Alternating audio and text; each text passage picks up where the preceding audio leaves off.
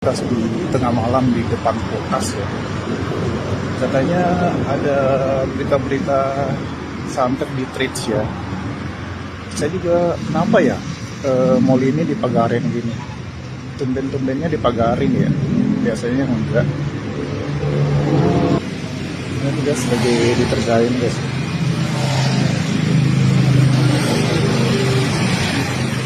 Mau kulkas kenapa ya? Bos Lipo Group James Riyadi memaklumi para pengusaha Indonesia yang berbondong-bondong memasang pagar tinggi di tempat usahanya seperti mal-mal di kota besar. Diketahui belakangan sejumlah mal-mal di kota besar seperti di Jakarta dan Surabaya memasang pagar tinggi. Fenomena ini pun sempat meresahkan publik lantaran mengingatkan dengan tragedi penjarahan di tahun 1998. Ketua Lipo Group James Riyadi pun tidak membantah adanya fenomena tersebut. Sesama pengusaha, James Riyadi memaklumi pilihan para koleganya untuk memasang pagar di sejumlah retail Indonesia.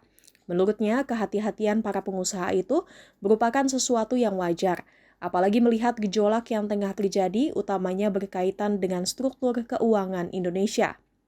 Maka pemilik sejumlah mal mewah di Indonesia itu pun menyarankan pemerintah agar lebih hati-hati dalam mengambil kebijakan keuangan di Indonesia.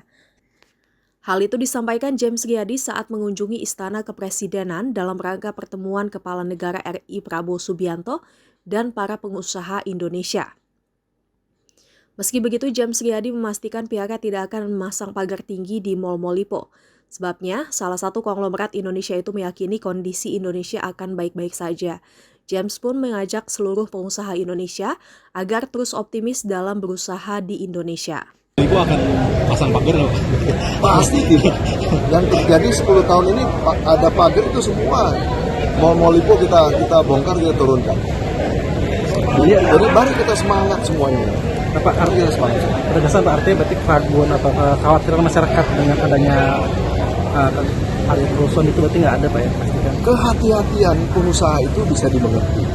Memang ini zamannya akan lebih banyak gejolak. Berarti Pak, struktur keuangan setiap perusahaan, struktur keuangan negara dan sebagainya memang harus ditata lebih baik daripada dulu. Mamanya kita tidak bisa lagi pinjam uang swasta ya, pinjam uang US dollar jangka pendek lalu masuk ke Indonesia mengembangkan usaha ya, itu lebih berat. Terima kasih ya. Terima kasih Pak. Di tengah malam di depan kulkas ya. Katanya ada berita-berita santet di Trades ya. Saya juga kenapa ya mall ini dipagarin gini.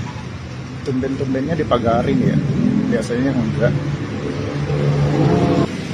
Ini guys lagi ditergain guys.